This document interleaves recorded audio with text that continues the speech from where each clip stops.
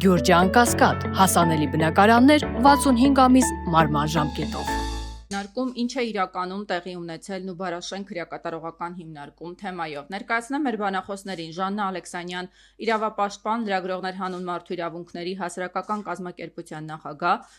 Արամ Մինասյան, մարդու իրավունքների պաշտպանի աշխատակազմի քրեական արդարադատության ոլորտում եւ զինված ուժերում մարդու իրավունքների պաշտպանության դեպարտամենտի ղեկավար, Հովհաննես Մարգարյան, արդարադատության նախարարության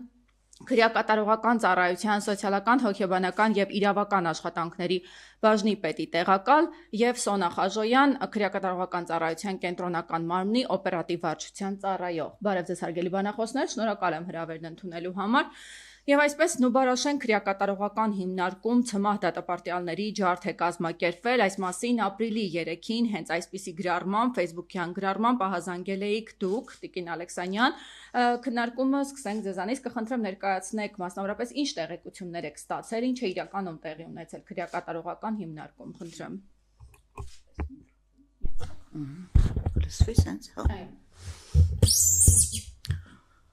Ապրիլի 3-ին վաղ առավոտվանից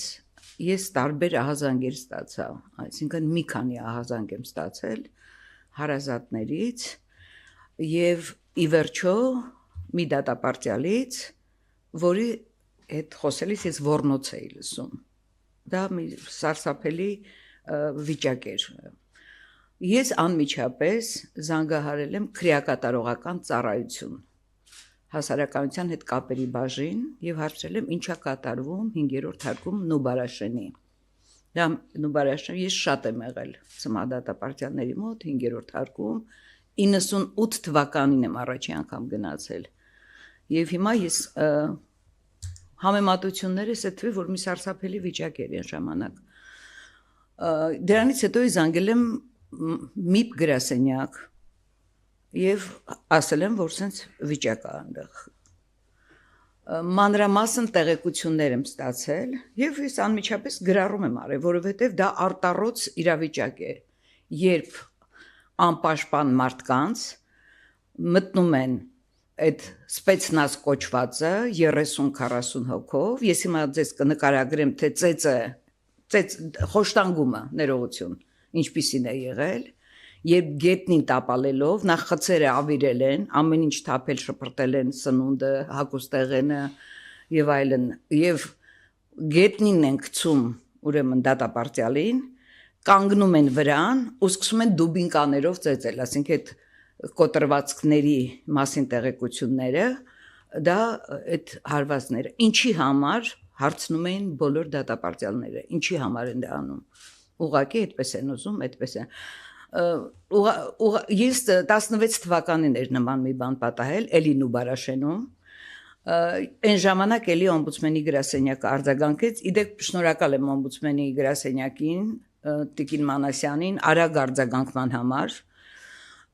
եւ ինձ թվում էր, որ դեռ դա շարունակվում էր, եւ իրենք շատ արագ են արձագանքել եւ գնացել Նուբարաշեն։ Նուբարաշենը դա բռնությունների որջ է։ Այդ 16 թվականին էլի օմբուդսմենի գրասենյակը գնաց եւ հայտնաբերեց այնտեղ ինչ էր կատարվել։ Այն ժամանակ իրոք ներքնակներ այրվել էին, որովհետեւ դատապարտյալները փորձել են պաշտպանվել, այրելով դռների վրա պահելով, որպեսզի իրենց այդ ջարդը չիրականացնեն, այսպես ասած։ Եվս ուրիշ մի քանի տարի առաջ Նուբարաշենի բանտում ուրեմն դանակահարել էին կալանավորին ռեժիմի պետի տեղեկությամբ եւ այլն, այն ժամանակ վարչության պետին հետո հեռացանեցին աշխատանքից։ Այլ ուրիշ դեպքեր էլ կարող եմ ասել եւ Նուբարաշենը դա մի կատաստրոֆիկ, կներեք ես բառով ասեմ, բանտ է, որը շարունակ պիտի քանդեն, բայց չեն քանդում, այսինքն հանեն, այս պայմանները,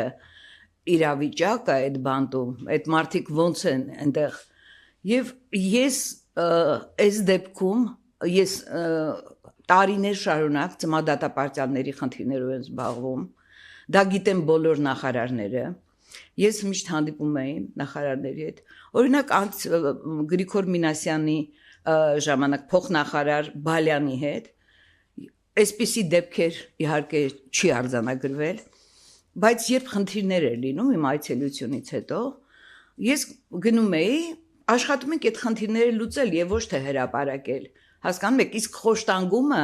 բռնությունը դա արտառոց իրավիճակ է այն էլ ցմահ դատապարտյալներին, որոնք իրենք տարբերվում են իրենց օրինակելի վարքով։